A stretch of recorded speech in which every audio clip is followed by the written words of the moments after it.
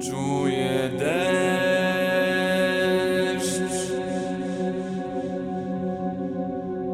pachnie mgła, a na łące. Bonjour à tous, alors deuxième partie de cette présentation après un incident technique qui m'a empêché de finir d'un premier jet cette vidéo. Donc pour revenir sur le jeu, donc comme je vous disais, eh bien les personnages en fait vont se promener sur le plateau, vont aller dans différents points, différents lieux qui peuvent être notés par, comme je le disais, des challenge tokens ou des plot tokens que j'ai montré tout à l'heure, comme ceci.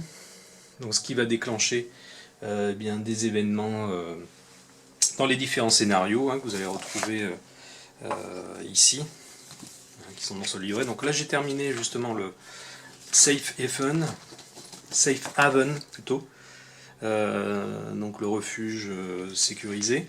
Donc en fait, où je vous spoile pas l'aventure, mais en gros il y a une première partie qui va être en fait une collecte d'informations sur une île qui serait sûre. Donc vous allez d'abord enquêter donc en allant dans les différents points, comme je vous disais, différents espaces sur le plateau qui vont vous permettre de collecter ces fameux points de challenge, qui va ensuite vous donner des bonus dans la deuxième partie de la mission, de l'aventure. Vous allez récolter des objets particuliers qui vous serviront dans la deuxième partie aussi. Alors on fait avec ces pions qui sont livrés avec le jeu, et on marque les objets que vous collectez, ou les informations que vous pouvez collecter. Et donc dans ce scénario, il y a une deuxième partie qui va, vous allez vous rendre sur cette île, et ensuite alors là vous avez donc les règles du deuxième scénario, et vous allez en fait vous promener avec le pion particulier qui va représenter l'équipe des personnages, et vous allez vous promener sur l'île pour, eh bien je vous raconte pas, je vous laisse la surprise si vous avez le jeu, mais il va y avoir tout un tas d'événements narratifs, de nouvelles aventures. Donc voilà, et donc du coup, suivant le résultat du premier scénario, vous êtes par exemple ici, vous arriverez sur l'île par la partie sud ou par la partie nord, donc vous avez deux scénarios séparés. Donc en termes de rejouabilité, voilà, ça donne un petit peu de rejouabilité au scénario. Et pareil pour la première partie, en fait, suivant vos choix initiaux au début du scénario, votre choix initial, vous allez faire soit ce scénario, soit ce scénario. Voilà, et en plus, comme je vous disais, ce qui personnalise l'aventure, vous avez, quand vous tirez des cartes rencontres qui sont avec des lettres, voilà, vous avez ces événements scénaristiques que vous allez retrouver dans le guide. Voilà. Donc ça, c'est ce qui permet un peu d'avoir de la rejouabilité sur le jeu, avec évidemment le changement des personnages, voilà. Et donc voilà, donc ce que je voulais dire aussi, avant de repasser sur quelques mécanismes, c'est que je trouve vraiment, c'est dans les jeux que j'ai eu là jusqu'à présent, c'est vraiment celui qui se rapproche le plus d'un jeu dont vous êtes, d'un livre dont vous êtes le héros. Vraiment, j'ai vraiment retrouvé des sensations que j'avais oubliées étant ado. Donc avec voilà ce livre qui vraiment est, je le répète, vraiment très proche d'un livre dont vous êtes le héros.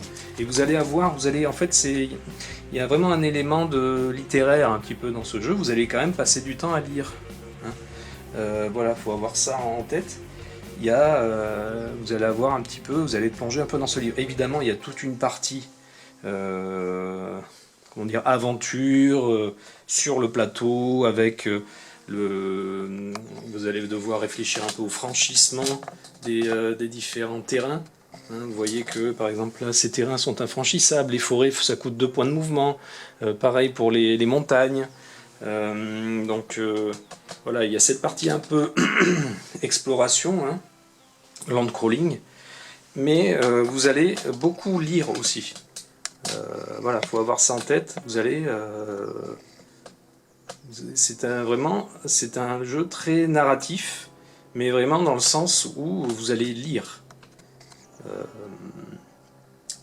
aussi. Voilà, ce qui n'est pas déplaisant du tout, hein, c'est... voilà.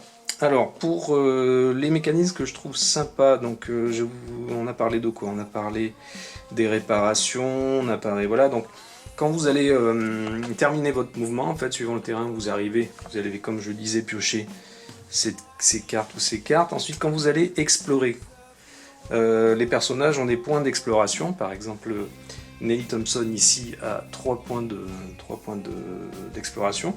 Donc vous avez un deck d'exploration.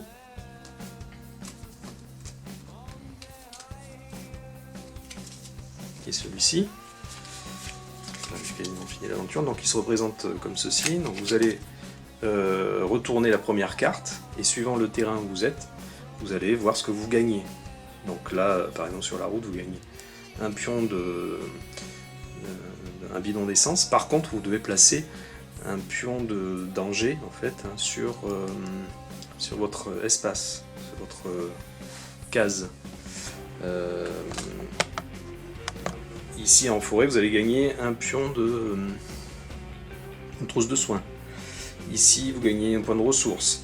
Ici, vous allez gagner en montagne une munition, un pion de munitions et un bidon d'essence. Par contre, vous allez prendre un dégât de radiation. Donc en général, vous avez toujours un bonus, vous avez un gain, vous avez un malus. Là, c'est plutôt positif, mais c'est pas tout le temps le cas. Alors là, c'est très positif. Alors là, vous voyez par exemple ici, 2 bidons d'essence mais un point de radiation, 2 medpacks mais vous défaussez un bidon d'essence. Vous voyez, il y a toujours ici un bidon d'essence, un medpack, mais vous devez casser une carte d'équipement.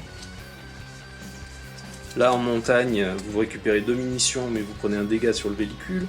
Voilà, donc il y a toujours un bonus-malus. Donc le nombre de points d'exploration qu'a votre personnage va vous indique le nombre de cartes que vous avez le droit de piocher. Par exemple, elle a 3, donc si la première carte ne vous intéresse pas, vous pouvez la défausser.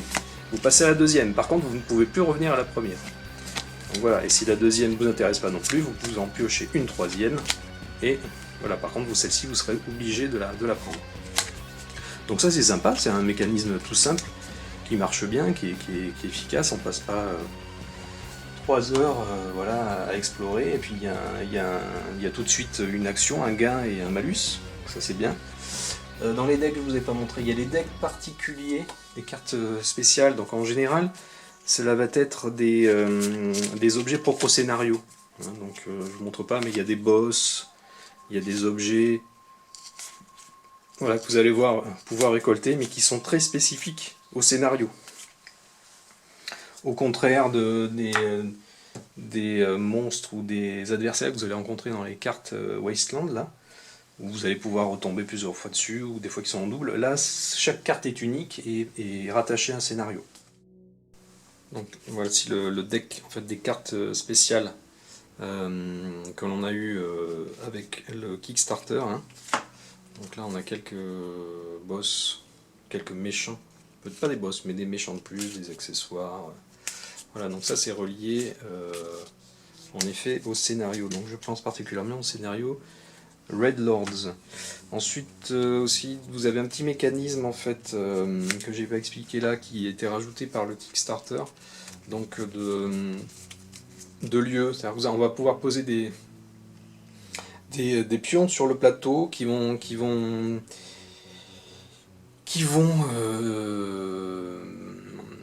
localisent en fait des bâtiments ou des lieux à visiter et donc qui se rajoutent qui peuvent se rajouter à n'importe quel scénario. Hein, donc ça rajoute des éléments narratifs. Hein, donc voilà, Cerbero Pharmaceuticals par exemple, Rusty's Garden, etc. Donc ça va vous donner une action ou quelque chose à faire qui, je pense, qui peut être plutôt du bonus. Hein, je pense que ça peut apporter des bonus, hein, qui permet de faciliter peut-être un scénario qui se complique. Voilà. Et ça en fait c'est un deck qui permet de tirer au hasard une partie. C'est-à-dire que vous ne savez pas quel scénario vous voulez faire.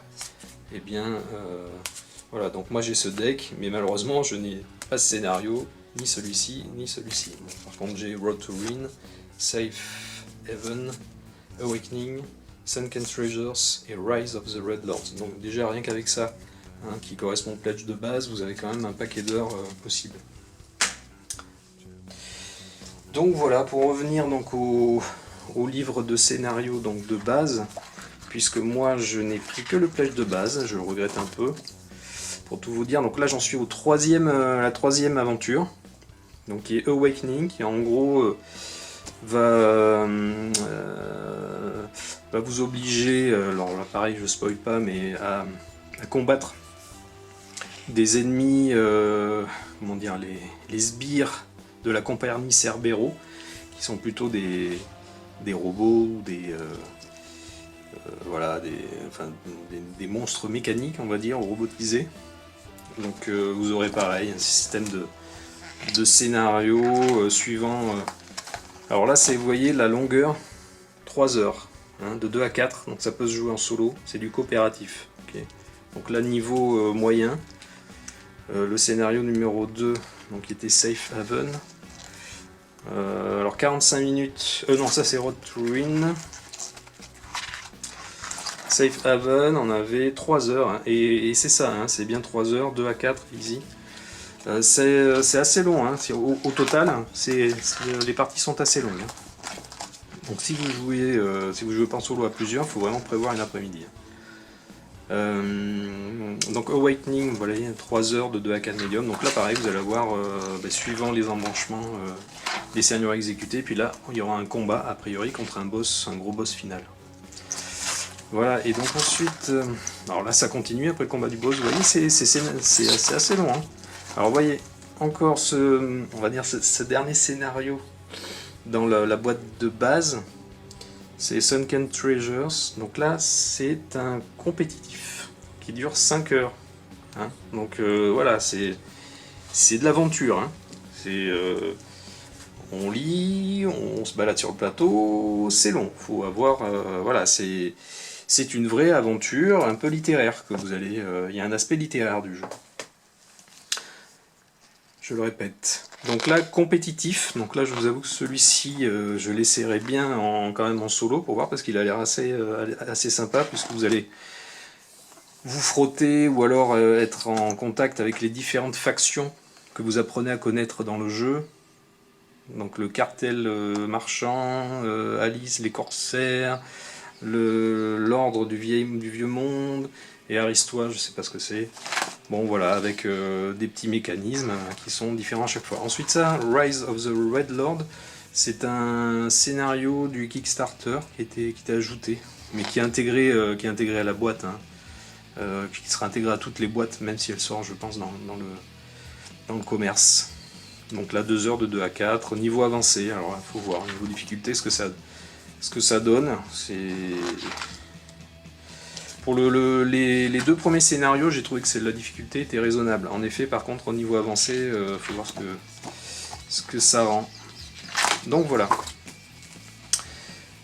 Eh bien, je vais en finir là. Qu'est-ce que je pouvais dire de plus? Comment on est éliminé du jeu? À la 3e carte blessure, vous allez récolter, votre joueur est éliminé. Ou à la 3e panne ou casse sur votre véhicule, pareil, vous allez être éliminé. Vous pouvez soigner des blessures dans les villes, quand même, il y a moyen de faire descendre ça. Je ne sais pas si je ferai une partie parce que c'est long, comme vous le voyez, hein, les temps annoncés sont importants, à part sur le premier scénario, donc je pense pas que je ferai de partie sur ce jeu. Mais là, du coup, c'est agréable, on a l'impression quand même de vivre une aventure un peu dans un fauteuil, c'est-à-dire que le fait de lire, le jeu n'est pas lourd, quoi. C'est-à-dire que vous vivez une aventure, mais ça reste fluide et agréable. Un petit point sur les figurines aussi. Les figurines, elles sont pas mal.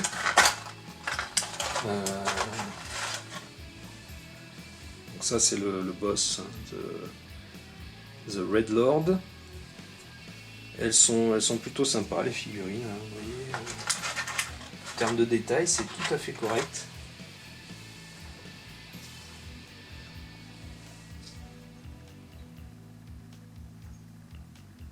dans les scientifiques.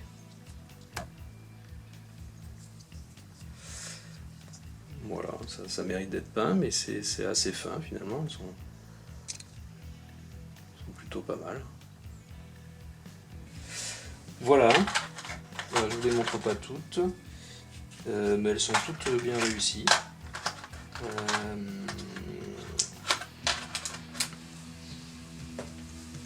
Voilà.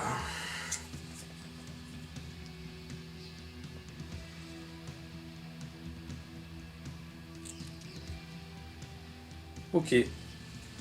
Pour les dés, oui, les dés sont jolis. Les dés sont très jolis. Moi j'aime bien ces dés. Très sympa. Ils sont de bonne qualité. Et voilà, bien écoutez, je vous remercie d'avoir suivi cette vidéo. Et je vous dis donc à très bientôt pour une autre présentation de jeu. Voilà, à plus tard.